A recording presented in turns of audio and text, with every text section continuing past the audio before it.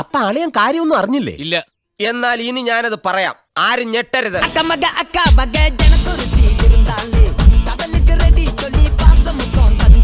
തിരുവനന്തപുരത്ത് കാമുകനെതിരെ 17-കാരിയുടെ കൊട്ടേഷൻ. അതൊക്കെ കുറെ കേട്ടിട്ടുണ്ട്. എവിടെയാണ് സംഭവം? എവിടെയാണ്?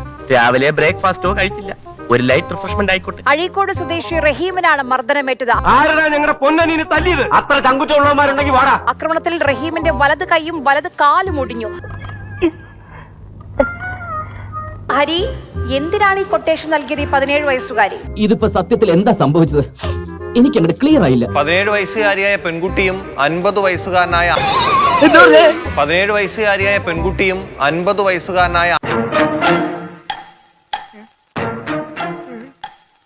നീലനിലാക്കുളിരിലുലാവും നെയ്യാമ്പൽ പൂങ്കനവായി 50 വയസ്സുകാരനായ ആൺസുഹൃത്തും.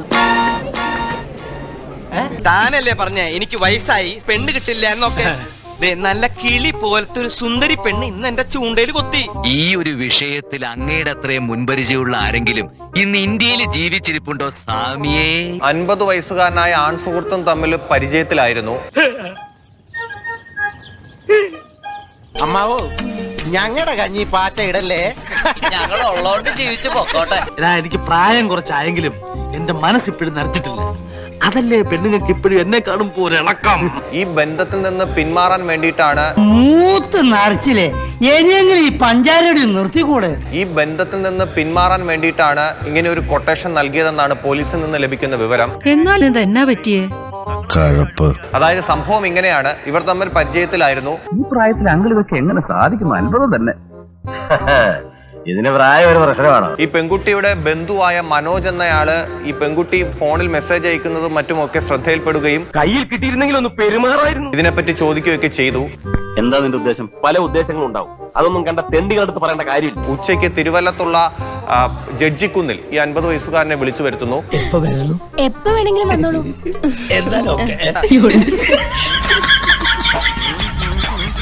ആ ജഡ്ജിക്കുന്നിലെ ആ ഗ്രൗണ്ടിൽ പെൺകുട്ടിയും ഒപ്പം തന്നെ മനോജും അവരുടെ 3 സുഹൃത്തുക്കൾ കൂടി ഉണ്ടായിരുന്നു. നമ്മൾ തമ്മിൽ ആദ്യമായിട്ടല്ലേ കാണുന്നത്? ആദ്യമായിട്ടാണ് ഇതുപോലൊരു മുഖം കാണുന്നത്, അവസാനമായിട്ടും. അവിടെ വെച്ച് ഇവർ സംസാരിച്ച് ഈ ബന്ധത്തിൽ നിന്ന് പിന്മാറണം എന്നുള്ള കാര്യങ്ങളൊക്കെ ഈ 50 വയസ്സുകാരനോട് പറയുകയും ചെയ്യുന്നു. മര്യാദ കൊണ്ടുകൊണ്ടിരുന്ന എന്നെ വിളിച്ച് ചോറില്ലെന്നാ വിടില്ല ഞാൻ. നിന്നെ ഒരു കാര്യം പറയട്ടെ. എന്താ? വിടില്ല ഞാൻ. ഈ 50 വയസ്സുകാരനോട്, അതായത് റഹീമിനോട് പറയുകയും ചെയ്യുന്നു. പക്ഷേ റഹീം അതിന് തയ്യാറായില്ല. കളവൻ നമ്മളെ വെട്ടിയിട്ട് സ്വന്തമായി ശൃംഗരിക്കാനുള്ള പരിപാടിയാ. പെണ്ണുങ്ങളോട് ഇങ്ങനെ ആക്രാന്തവും ആവേശവും അധികം കാണിക്കരുത്, മുൻപരിചയമില്ലല്ലേ? ഇതിനു പിന്നാലെ ക്രൂരമായി റഹീമിനെ മർദ്ദിക്കുകയായിരുന്നു. അയാൾക്കിന്റെ കൂടി പിടിയും വലിയൊക്കെയായിരുന്നു. എന്റെ കുപ്പായ ആകെ നാശമായി.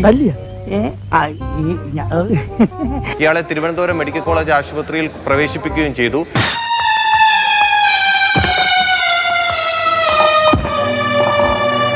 ഈ മർദ്ദനത്തിന് ശേഷം ഈ മനോജും ഒപ്പമുണ്ടായിരുന്ന സംഘവും അവിടെ നിന്ന് രക്ഷപ്പെടുകയായിരുന്നു.